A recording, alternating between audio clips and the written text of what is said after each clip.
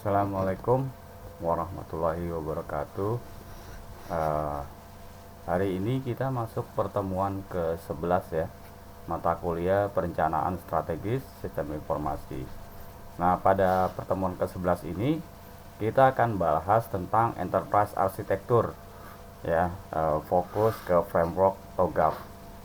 Apa itu TOGAF dan nanti seperti apa penerapannya ya. Kita masuk ke eh, slide pertama ini.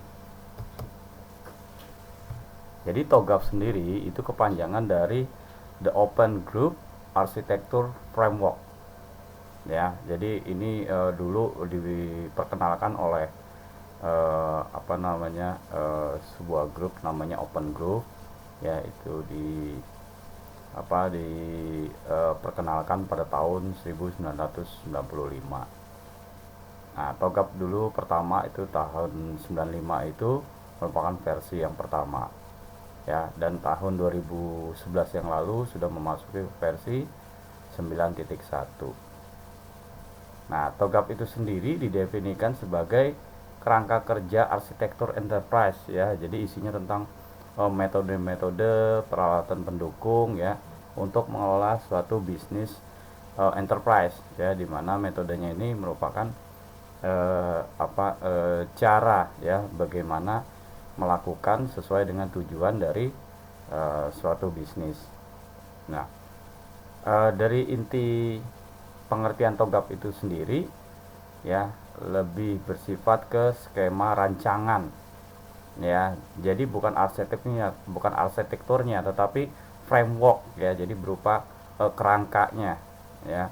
Jadi di TOGAF nanti juga akan dijelaskan mengenai langkah-langkah dalam merancang atau membuat arsitektur dari enterprise ya. TOGAF ada itu namanya ADM, TOGAF ADM ya. ADM kepanjangan dari Architecture Development Method ya. Secara metodologi TOGAF itu ADM-nya itu memiliki 8 fase ya, sesuai yang pernah disampaikan oleh Keller ya tahun 2012 dan Setiawan 2009. Jadi TOGAF itu sendiri merupakan standar ya, yang awalnya dulu dari Open Group itu membuat diawali dari TAIM ya, Technical Architecture Framework for Information Management. Nah, TOGAF ini sudah lama dipakai ya, terutama bagi perusahaan-perusahaan di dunia ya. Hampir berdasarkan penelitian hampir 80% ya perusahaan di dunia itu sudah menggunakan framework TOGAF. Ya, kenapa TOGAF bisa sukses atau TOGAF itu banyak dipakai? Karena dalam TOGAF itu ya itu secara utuh ya frameworknya memfasilitasi kapitalisasi dan mutualisasi praktek ya dari suatu komunitas ya. Jadi secara spesifik TOGAF dapat diposisikan sebagai metode generik ya, yang mengelompokkan sekumpulan teknik kemudian memfokuskan pada transformasi dari enterprise arsitektur. Huruf A pada TOGAF ya itu menandakan enterprise arsitektur ya. Huruf A dalam TOGAF itu fokusnya ke enterprise arsitektur ya, semuanya dalam bentuk bisnis ya, tapi tidak hanya sebatas sistem informasi aja, tapi lebih bersifat ke enterprise-nya. Nah, biasanya tujuan dari beberapa implementasi software ya itu bisa melihat dari sisi view-nya ya, sehingga lebih luas cakupannya dari sisi strategisnya, dari sisi bisnis maupun dari sisi organisasi. Nah, penyelarasan bisnis dan teknologi ini terutama bagi para manajer bisnis ya, atau CFIO ya, CIO ya, Chief Information Officer, atau CTO, Chief Technology Officer, biasanya menginginkan bahwa suatu sistem itu, terutama sistem informasi itu, responsif terhadap perubahan dari bisnis. Ya, jadi bisnis itu salah satu yang menyebabkan responsifnya dari suatu sistem informasi. Kalau dulu kita mengenal bahwa IT atau sistem informasi sebagai supporting. Nah, sekarang IT sudah sebagai drivennya menjadi penggerak ya dari satu bisnis, terutama dari sisi perubahan bisnis itu sendiri. Arsitektur dari framework itu sendiri itu mencakup kebutuhan dan strategisnya. Selain dari proses bisnis, aplikasi, dan usaha-usaha lain yang untuk mengoptimalkan dari semua faktor yang terlibat dalam operasional perusahaan atau enterprise. Dalam sebuah framework, ya, F di sini TOGAF ini adalah berarti framework, ya. Artinya adalah kerangka yang mengelompokkan makna dan prosedur ya dari suatu instansi atau enterprise. Ya, jadi secara lengkap TOGAF itu dibuatlah sebagai referensi dan toolsnya. Jadi sejalan dengan definisi yang sudah saya jelaskan di atas, TOGAF menyediakan bahasa pendekatan dan sekumpulan rekomendasi yang mencakup seluruh arsitektur enterprise, mulai dari organisasinya, strategisnya, bisnisnya, teknologi, serta manajemen perencanaan dan manajemen perubahan. Nah, ini adalah contoh komponen TOGAF ya dalam suatu referensi, baik itu yang ada di web maupun dokumen. Biasanya TOGAF itu ada komponen yang pertama adalah pendahuluan atau introduction-nya, kemudian ada ADM, Architecture Development Method, kemudian ada panduan ADM-nya atau ADM Guideline, ya, ada konten arsitektur, ada enterprise continuum dan tools, ya, ada model referensi dan arsitektur capability framework. Oke, kita kupas satu persatu. Yang pertama tentang arsitektur, ya, atau visi arsitektur, ya, merupakan penciptaan suatu pandangan mengenai arsitektur enterprise ya dalam mencapai tujuan organisasi ya melingkupi arsitektur enterprise-nya yang akan digunakan. Nah, kunci dari elemen arsitektur vision adalah visi misi, strategi dan tujuan perusahaan. Ya, dalam dokumen biasanya itu tertulis itu visi misi dari suatu perusahaan. Nah, dari visi misinya ini atau tujuannya biasanya kita bisa mengarahkan arsitekturnya akan kemana. Jadi kalau dalam suatu perusahaan visi misinya adalah ingin mencapai goal ya dari suatu bisnis, ya, maka untuk mencapai bisnis tersebut apa saja yang akan dilakukan. Nah, itulah mengapa vision dari arsitektur perlu menjadi elemen kunci dalam membuat enterprise arsitektur ini. Yang kedua adalah bisnis arsitekturnya. Ya, di mana bisnis arsitektur ini merupakan petanya, ya, bagaimana kita memetakan secara detail dari visi misi tadi, visi misi dan tujuan tadi kita petakan. Nah, itu namanya bisnis arsitektur. Ya, biasanya dari fase ini, ya, kita selain mendefinisikan awal arsitektur bisnis seperti apa, menentukan bisnis artnya dari enterprise seperti apa, ya, kemudian dari arsitektur visi misi dan bisnis art dianalisis kesenjangannya atau gapnya ada di mana, ya, dengan menggunakan suatu metode tertentu, maka bisnis arsitektur biasanya bisa dilakukan melalui tahapan namanya value chain, ya, BPMN, ya, Business Process Model Notation, biasanya disebut dengan activity model. Ya, yang ketiga adalah use case model. Ya, jadi pemetaan dari bisnis arsitektur adalah yang pertama value chain, BPMN atau activity model. Yang ketiga adalah use case model. Yang ketiga fase TOGAF ADM adalah Information System Architecture, ya. Jadi arsitektur dari IT-nya, gimana kita membangun data, aplikasi ya, maupun software-software penunjang untuk kebutuhan dari proses enterprise arsitektur ya. Arsitektur data itu merupakan arsitektur yang menentukan tipe ya, sumber datanya ini dari mana, dari suatu kebutuhan bisnis ya. Biasanya mengacu pada logical arsitektur, di mana menjelaskan melakukan mapping data maupun data store ya. Data mapping atau data store biasanya dilakukan dengan cara BPMN tadi ya.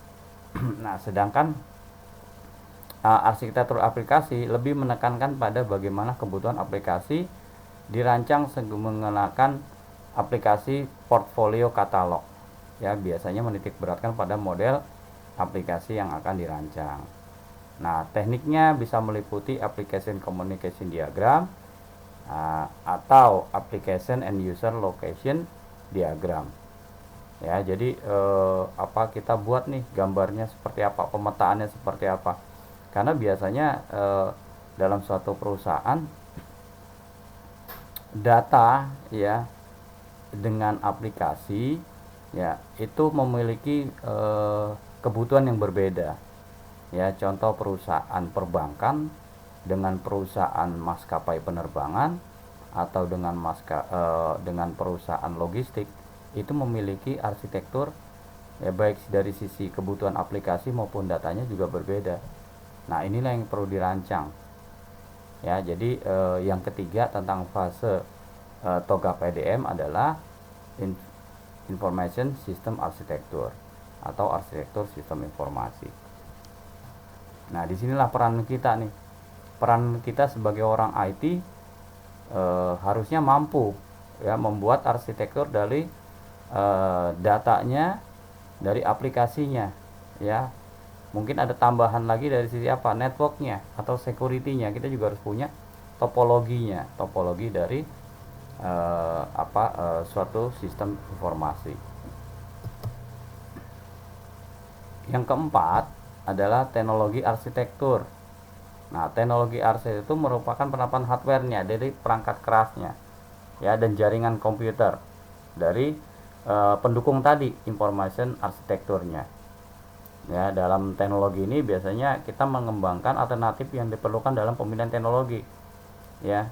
Teknik yang digunakan biasanya menggunakan environment and location diagram atau network computing diagram. Jadi kita buat topologinya ya. Kalau tadi di 3 lebih bersifat ke sistemnya, kalau di 4 sudah arsitektur dari sisi hardware-nya ya. Servernya ada di mana ya, backupnya bagaimana, kemudian dari sistem jaringan apakah menggunakan cloud ya, ataukah menggunakan dedicated server ya, server yang memang ada di suatu tempat ya, atau colocation. Nah, itu kita harus buat tuh arsitekturnya ya. Jadi selain pemetaan dari sisi tadi kebutuhan bisnisnya, visi misinya, terus kebutuhan dari sistem informasinya, terus kebutuhan dari teknologi arsitektur. Jadi cukup lengkap untuk ditogap sampai dengan versi 4. Kemudian dari fase TOGAF yang kelima adalah opportunities and solution, peluang dan solusi ya. Opportunities and solution merupakan tahapan yang berfokus pada analisis manfaat yang diraih dari arsitektur enterprise ya, baik bisnis, data, aplikasi, dan teknologi ya. Ini menjadi dasar bagi stakeholder untuk memilih dan menentukan arsitektur yang diimplementasikan.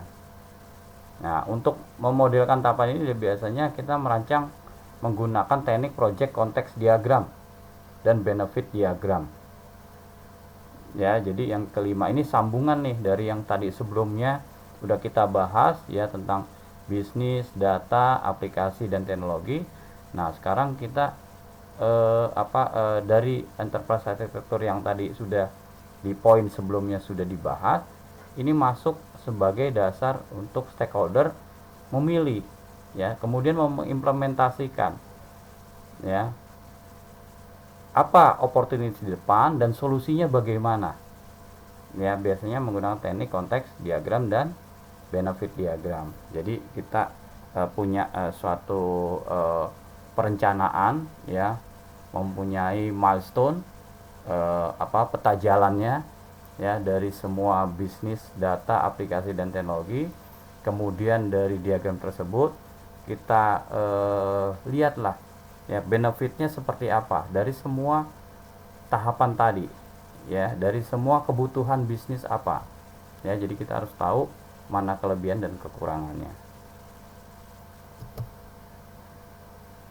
Yang keenam adalah fase migration planning atau perencanaan migrasinya. Nah, tujuan dari migration planning adalah untuk mengurutkan implementasi proyek, ya, menganalisis biayanya, manfaatnya, resikonya, ya. Jadi dari sini kita bisa memprioritaskan, ya, mana di antara, ya, tadi, ya, di antara tahapan-tahapan yang perlu kita prioritaskan, ya, dijalankan terlebih dahulu. Tentunya apabila kita memprioritaskan dari satu tahapan, ya, jika di satu perusahaan itu belum ada sistemnya, maka perpindahan di sini, migrasi di sini maksudnya perpindahan atau migrasi dari proses manual menjadi proses otomatisasi, ya, atau menjadi proses berbasis IT. Nah, proses-proses tersebut dinamakan implementasi. Ya, pemodelannya bisa menggunakan metrik penilaian atau keputusan terhadap kebutuhan utama dari pendukung organisasi, ya, dalam hal implementasi sistem informasi. Nah, fase migration planning ini perlu kita bicarakan karena kenapa? Kita nggak bisa suatu perusahaan kadang-kadang melakukan secara big bang, ya, migrasinya secara besar-besaran, karena nanti dikhawatirkan dampaknya adalah ke operasional, ya. Jadi biasanya migrasinya bertahap, ya, sesuai dengan fase yang sudah disepakati, sehingga secara operasional, ya, itu bisa berjalanan beriringan, ya. Kadang dalam satu proses migrasi kita membutuhkan namanya dua tim, ya. Yang satu mengerjakan dari sisi manual proses, yang kedua, tim kedua adalah menggunakan sistem otomatisasi proses, ya. Jadi biasa tuh dalam satu migrasi ada dua pekerjaan. Yang pertama jalan dulu dari sisi manualnya, yang kedua adalah dari sisi proses IT-nya, ya. Nanti kalau sudah jalan proses IT-nya, ya, basisnya sudah jalan, yang manual bisa ditinggalkan, ya. Biasanya ada proses peralihan. Nah, proses peralihan ini perlu dibicarakan dalam hal perencanaan migrasi.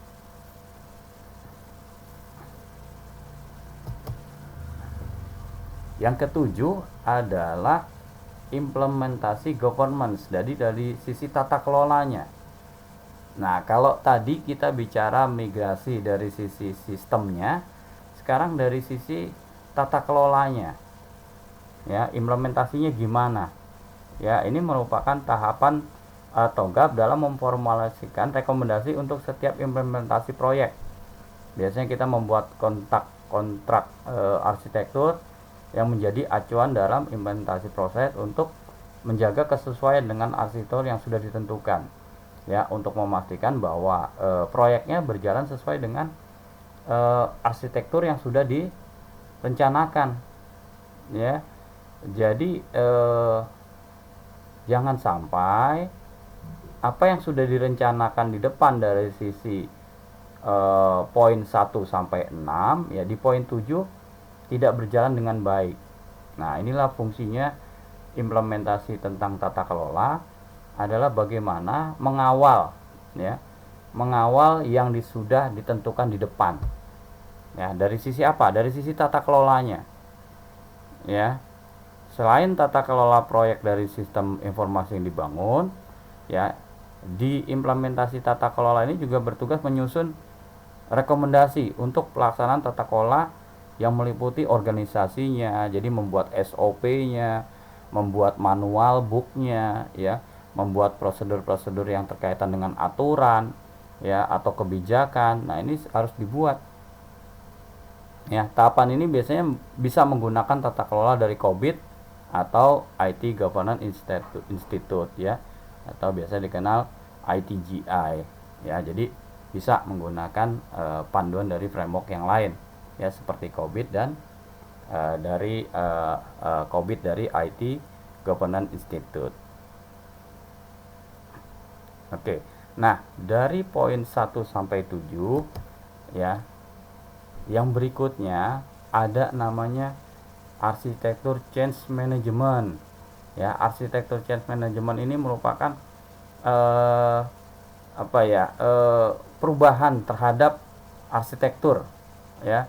Kalau tadi kita sudah migrasi, kita sudah mengolah tata kelolanya, berarti kita harus menyiapkan change manajemennya, ya, perubahannya.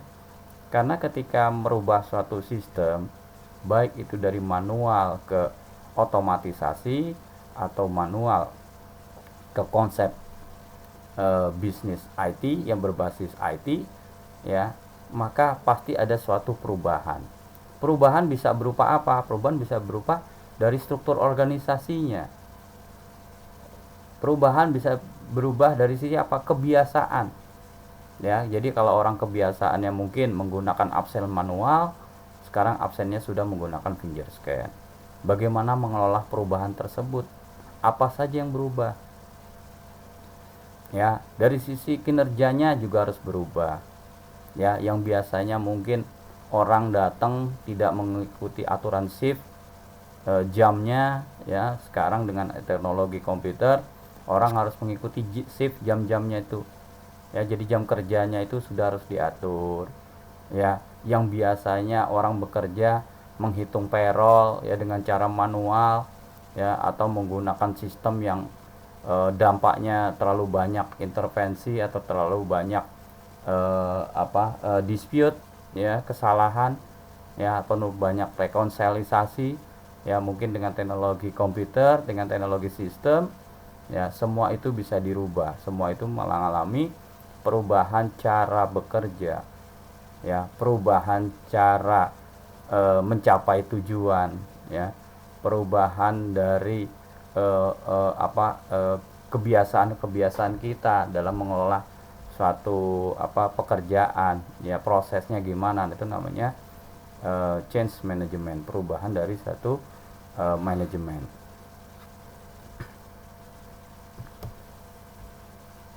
Nah, ini adalah contoh diagram dari TOGAF itu sendiri. Jadi diagram ADM menyajikan struktur metode yang tahapan transisinya di dalamnya ada seperti ini nih.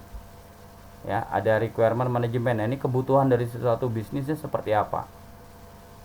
Maka di sini kita buatlah tadi, ya, ada arsitektur visionnya. Ini merupakan permulaan, ya. Kemudian ada bisnis arsitektur, information system,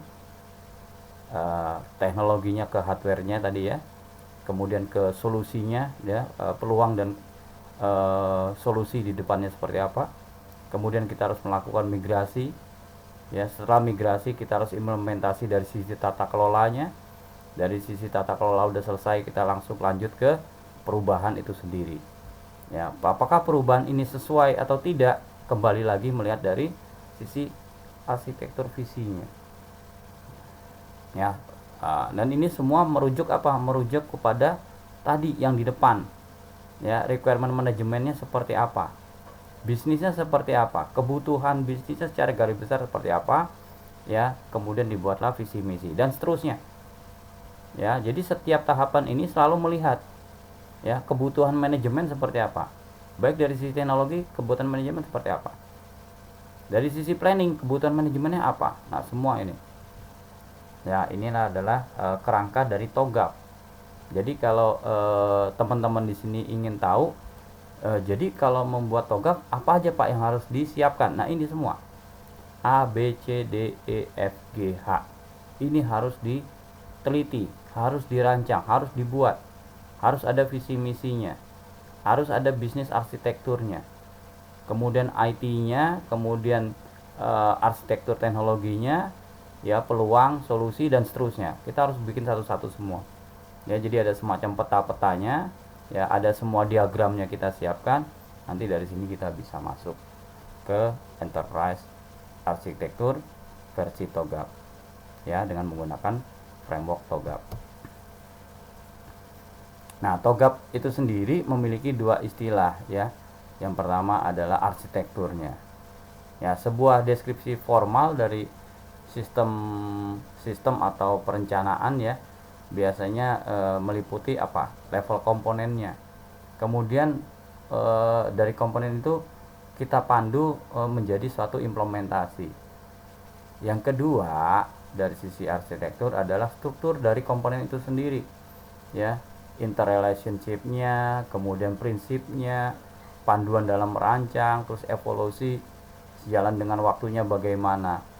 Ya, jadi secara definisi, ya, itu dianggap arsitektur sebagai persamaan dari deskripsi sistem. Ya, definisi yang kedua itu menunjukkan strukturnya dan prinsipnya tanpa memperdulikan deskripsi. Ya, jadi ada dua penekanan di sini dari sisi arti arsitektur itu sendiri. Nah, dalam TOGAF itu terbagi menjadi 4 domain besar. Ya, ada 4 domain. Ya, pertama dari sisi bisnis. Ya, tadi di sini ada yang visi misi, ya. Nah, itu namanya sisi bisnisnya. Ya. Kemudian diklasifikasikan kedua adalah arsitektur datanya. Ya, pengorganisasian dari sistem manajemen informasinya. Kemudian yang berikutnya, ya, di arsitektur tersebut adalah dari sisi apa? Aplikasinya. Ya, bagaimana memperlihatkan aplikasi, komponen software, dan interaksi antara manusia dengan komputer itu sendiri. Ya, yang terakhir komponen domain besarnya adalah arsitektur teknologi. Ya, ini menceritakan tentang fisiknya nih, topologinya, topologi dari suatu jaringan, servernya seperti apa.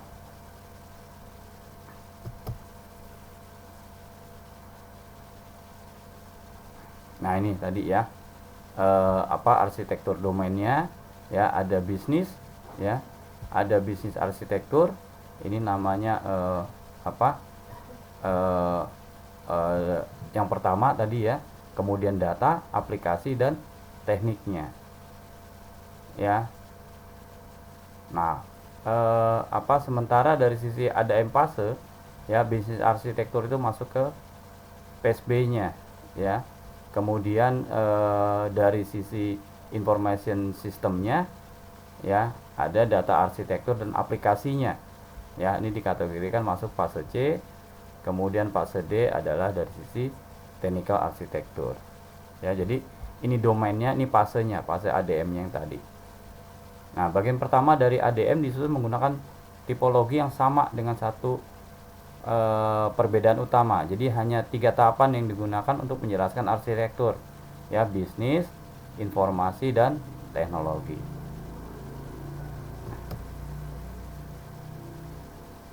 Kemudian dari sisi tujuan, batasan, dan kebutuhan, TOGAF itu membedakan elemen secara struktur. Ya, jadi dari sisi tujuannya, ya, itu mendeskripsikan tentang orientasi umum atau tujuan dari perusahaan. Kemudian tujuan operasi atau objektifnya. Nah, ini bagaimana kita memformalkan dari tujuan awal tadi, ya, melalui hasil yang terukur, ya, menggunakan metode yang waktunya telah ditetapkan. Kemudian yang ketiga, ya, pendorongnya atau drivennya, ya, biasa untuk memotivasi mengenai perubahan arsitektur seperti perubahan kebutuhan perkembangan teknologi. Ya, yang keempat adalah kebutuhan atau requirement yang mengspesifikasi tentang apa yang secara nyata diimplementasikan untuk mencapai goal, untuk mencapai tujuan. Yang terakhir ada batasan atau constraint. Nah, ini merupakan elemen eksternal yang mempengaruhi sistem dan terkadang bisa menahan dari sisi kapasitasnya. Ya, jadi batasan itu merupakan pagarnya, ya, supaya tidak keluar jalur, ya, supaya dengan menggunakan TOGAF kita mencapai goal, ya, tetapi tidak keluar jalur. Jadi harus ada batasannya.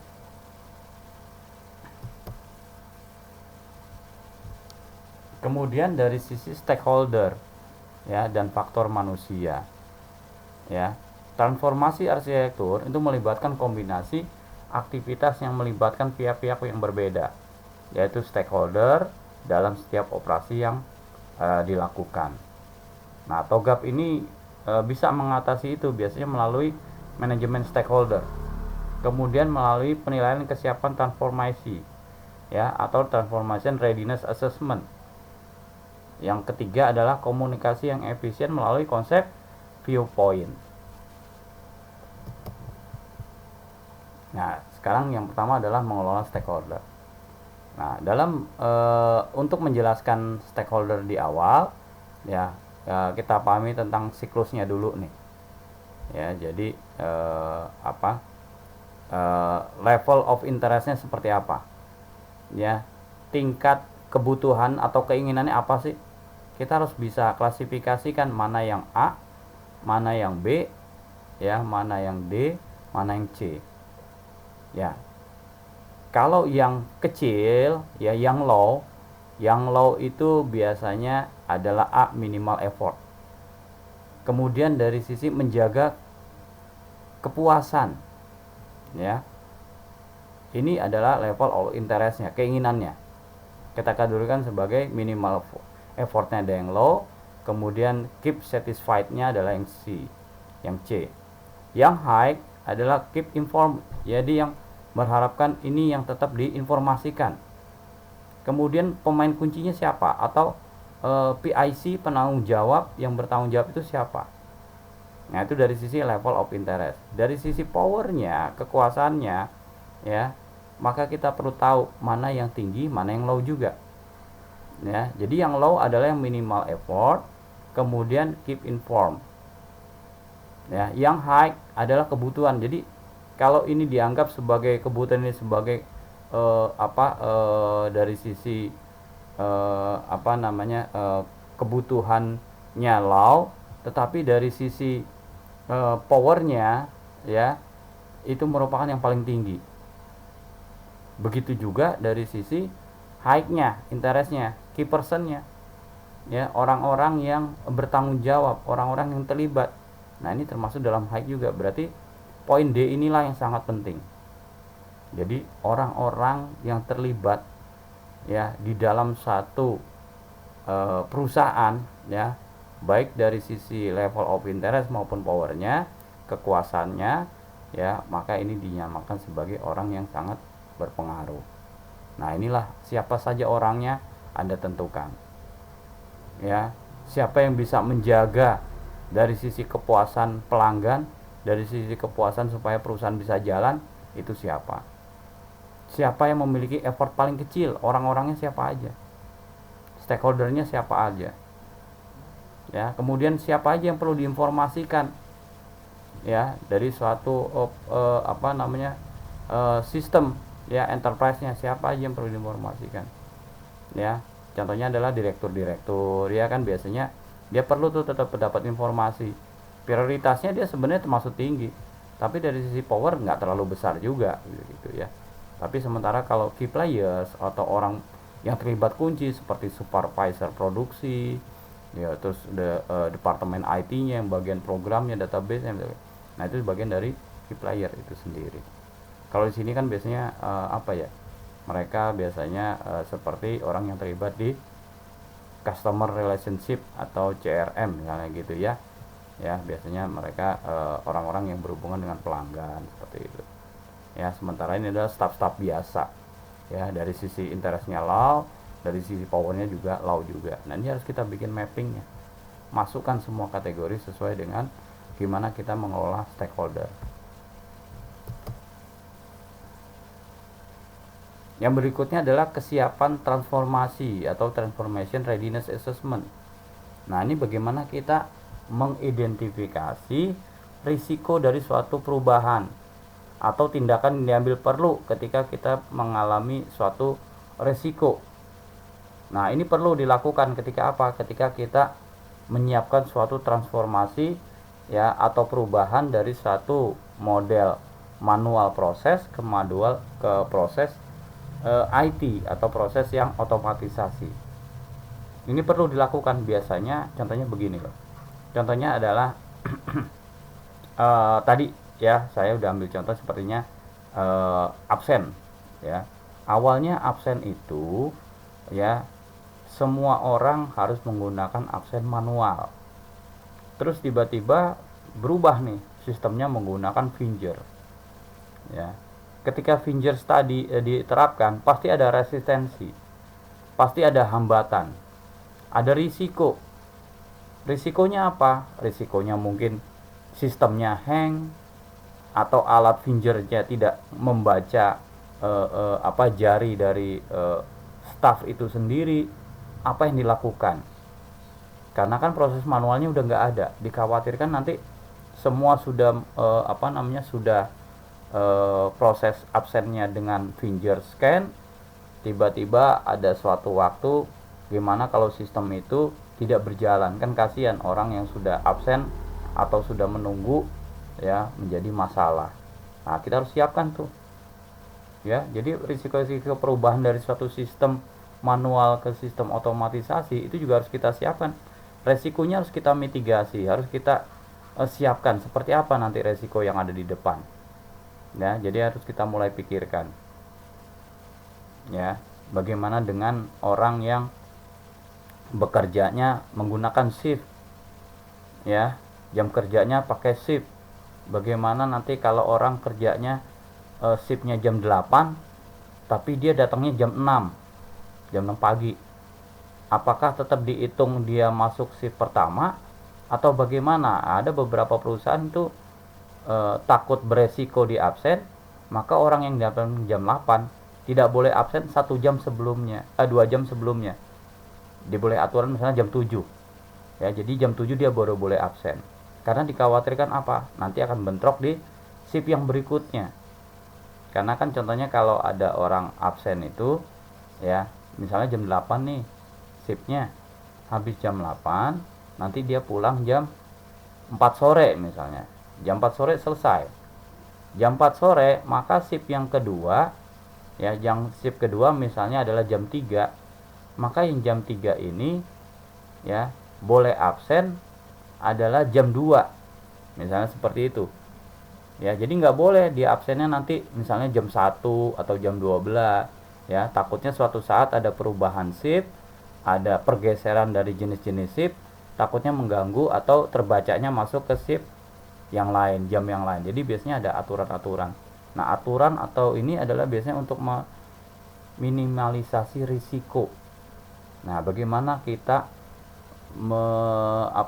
mengidentifikasi risiko itu sendiri ya. Itu baru hal absen aja. Bagaimana dengan orang cuti ya, aturan cuti, risikonya seperti apa kalau menggunakan sistem cuti online ya. Jadi kita harus punya semuanya, backupnya, kita harus punya antisipasinya. Begitu juga dengan apa, misalnya server ya, servernya harus punya backup ya. Jadi jangan sampai nanti sistem yang sudah diterapkan di kantor berbasis IT tapi tidak ada backupnya, itu juga bahaya juga kan. Nah, disinilah fungsinya dari kesiapan transformasi atau transformation readiness assessment ya. Jadi kita harus siapin juga tuh. Yang terakhir adalah view dan viewpoint ya. Biasanya kita bisa melihat aspek bagaimana mempertimbangkan dalam bentuk apa, konten, formatnya harus disesuaikan dengan kemauan si penerima ya. Dalam hal ini misalnya adalah perusahaan. Nah, TOGAP itu menggunakan konsep viewpoint ya. Sebuah viewpoint menunjukkan perspektif yang paling tepat untuk pihak tertentu, biasanya untuk mewujudkan sejumlah view arsitektur dalam bentuk diagram, dokumen, dan elemen lainnya. Contohnya adalah misalnya gini, pimpinan tertarik dengan deskripsi high level, ya, sementara komunikasi dengan staf operasional membutuhkan gambaran yang lebih detail, ya. Kan kita kalau bicara dengan level atas, karena orientasinya bisnis, mungkin beberapa orang tertentu nyambung tuh, viewpointnya bisa nyambung karena levelnya sudah level-level atas. Tapi bagaimana dengan yang levelnya di bawah, orang-orang operasional? Mereka targetnya adalah bekerja sesuai dengan job desk-nya, mereka bekerja sesuai dengan SOP. Mereka tidak melihat dari sisi, mungkin tidak melihat dari sisi bisnisnya, sehingga untuk menjabarkan, ya, visi misi dari perusahaan yang besar perlu ada konsep viewpoint itu sendiri, ya, perlu, ya kan, karena kan tiap level orang tuh berbeda-beda, ya, sudut pandang dari sisi bisnisnya, dari sisi tujuan bekerjanya dia apa. Nah, itu tiap orang beda-beda. Nah, itulah, ya, makanya kita perlu viewpoint, ya. Jadi di TOGAF ini, ya, itu menggunakan konsep view arsitektur, ya, sehingga bisa dilihat dari bentuk diagramnya maupun dokumennya.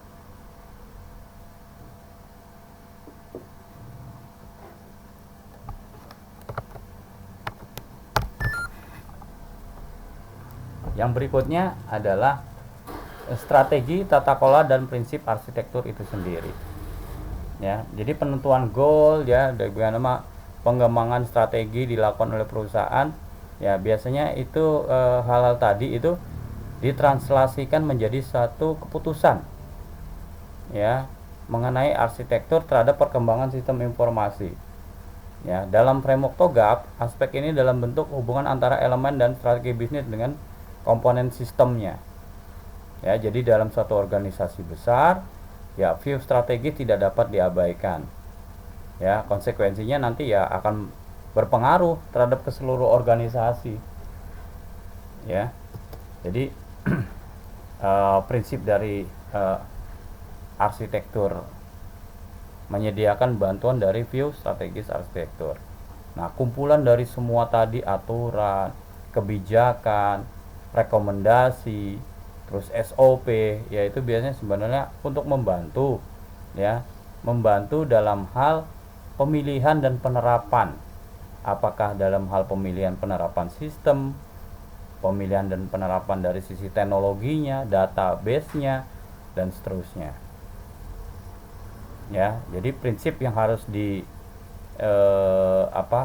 ditaati dalam membuat arsitektur menggunakan TOGAF adalah stabilitas, ya. Prinsip bersifat stabil dan jarang berubah. Jadi kalau framework TOGAF-nya sudah dibentuk, apalagi dia sudah mencakup visi misi, udah mencapai tujuan dari goal perusahaan jangka panjangnya seperti apa, maka ketika kita membuat arsitektur dari sisi IT-nya, dari sisi sistem informasinya, itu diharapkan lebih stabil dan tidak berubah. Kemudian yang berikutnya adalah lingkup umumnya. Nah, karena perusahaan ini sudah tadi bicaranya sudah enterprise, maka sudah bisa berlaku untuk perusahaan seluruhnya. Jadi tidak misalnya hanya berlaku untuk cabang tertentu, ya. Kalau TOGAF berarti, ya, bicaranya enterprise, namanya juga arsitektur, ya, enterprise arsitektur. Nah, berarti secara keseluruhan, ya, secara keseluruhan seluruh perusahaan terlibat, itulah yang dibentuk oleh TOGAF. Kemudian bersifat komprehensif. Komprehensif artinya mudah dipahami oleh seluruh stakeholder siapapun, mulai dari level bawah sampai level teratas, ya. Koheren, tidak boleh ada prinsip yang saling bertentangan, ya. Jadi nggak ada yang departemen A, departemen B, ya, tidak cocok atau tidak sejalan, ya, atau ada datanya nggak nyambung. Nah, itu nggak boleh juga. Nah, ini prinsip dari TOGAF, ya, dalam hal merekomendasikan, ya, arsitekturnya seperti apa. Nah, yang terakhir adalah perbandingan nih antara enterprise arsitektur ada TOGAF, ada Zekman, dan ada FEAF. Ya, EAF itu panjangan dari Federal Enterprise Architecture Framework. Oke. Nah, sebelumnya kita sudah belajar tentang Zekman ya. Kalau di Zekman ya, definisi arsitektur dan pemahamannya lebih bersifat parsial. Ya. Sementara di sini TOGAF fasenya sudah pada fase preliminary. Ya, sudah lebih besar. Ya, kemudian dari proses arsitektur yang detail. Ya, TOGAF ya, dia termasuk detail juga. Ya, FAF belum detail. Sorry, di sini kita tidak bahas tentang FAF ya. Ya, tapi nanti bisa dicari sendiri teman-teman. Ya, FAF itu seperti apa frameworknya. Nah, kebetulan kita udah belajarnya di Zakman dan TOGAF, maka kita bandingkan antara tiga metode ini. Ya, support terhadap evolusi arsitektur. Ya, tidak. Sementara di sini ya, fasenya adalah tadi fase migration planning ya, ada ya fase migration planning itu ada di TOGAF, di Zekman belum ada. Kemudian dari sisi standar, Zekman tidak memiliki standar, sementara di sini ada standarnya ya, menyediakan TRM, standard information ya. Bagaimana dengan arsitektur no base-nya? Di sini tidak ada, sementara di TOGAF ada. Jadi kalau melihat dari ini semua ya, kita bisa yakini bahwa TOGAF lebih lengkap. TOGAF lebih baik digunakan ya dalam membuat enterprise arsitektur. Ya. Nah, ini semua lebih lengkap kan? Kamu kelihatan nih, semuanya lebih lengkap kan TOGAF ya. Lebih ada semuanya. Jadi inilah menyebabkan TOGAF paling banyak dipakai ya, paling banyak digunakan oleh perusahaan. Hampir 80% perusahaan di dunia itu berdasarkan penelitian itu dipakai framework ini untuk penerapan enterprise arsitektur.